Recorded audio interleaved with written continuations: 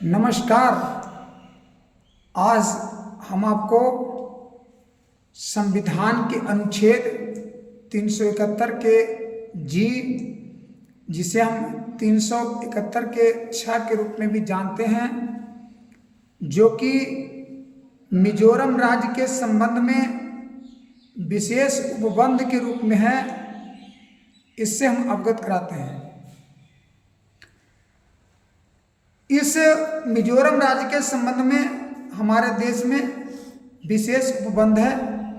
इस उपबंध का पहली बात है कि संसद का कोई भी अधिनियम मिजोरम राज्य को तब तक लागू नहीं होगी जब तक कि मिजोरम राज्य की विधानसभा संकल्प द्वारा ऐसी विनिश्चय नहीं करती है। यानी जो देश में संसद में जो कानून बन जाता है, केंद्र सरकार द्वारा बनाया जाता है, वह पूरे देश में लागू हो जाता है। लेकिन मिजोरम राज्य का कुछ मुद्दों पर अपना कानून है। यानी कि अगर कोई भी देश में कानून बनता है, अगर मिजोरम के विधानसभा में उसे लागू नहीं कर दिया गया, यानी विधानसभा में अगर वो लागू नहीं हो, मिजोरम के जो विधानसभा सदस्य हैं, वो अगर विधानसभा के पटल पर उसे स्वीकार नहीं करें तो यह मिजोरम स्टेट में लागू नहीं होता है। इसमें कुछ बिंदु हैं, जैसे मिजो लोगों की धार्मिक और सामाजिक प्रथाएं।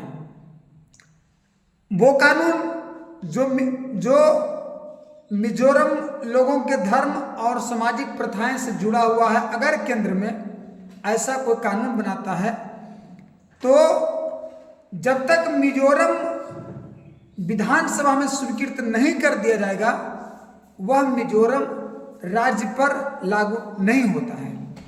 दूसरा है मिजो डिसीजन विधि और प्रक्रिया।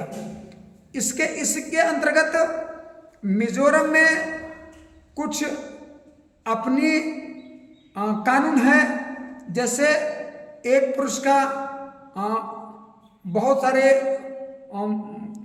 लड़की से शादी करना वगैरह वगैरह। तो ये सब है जो इसकी अपनी प्रथा है। तीसरा है सिविल और दांडिक न्याय प्रशासन, जहां विनिश्चय मिजो डिसीजन विधि के अनुसार होने हैं।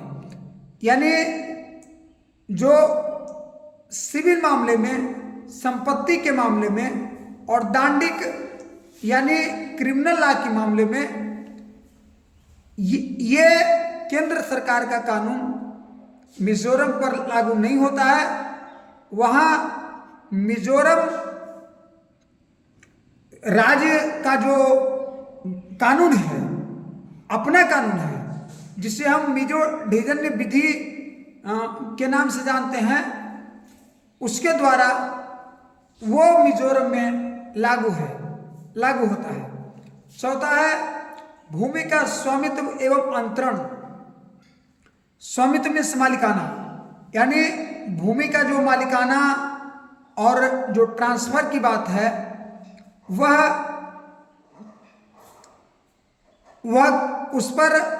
उसे केंद्र सरकार उस पर थोप नहीं सकता है। ये मिजोरम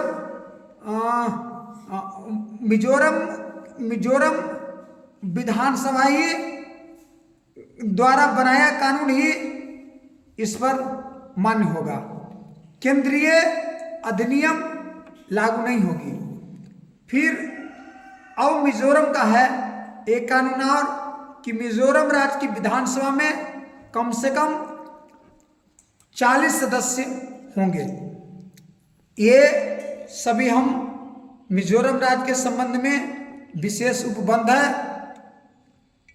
जय हिंद।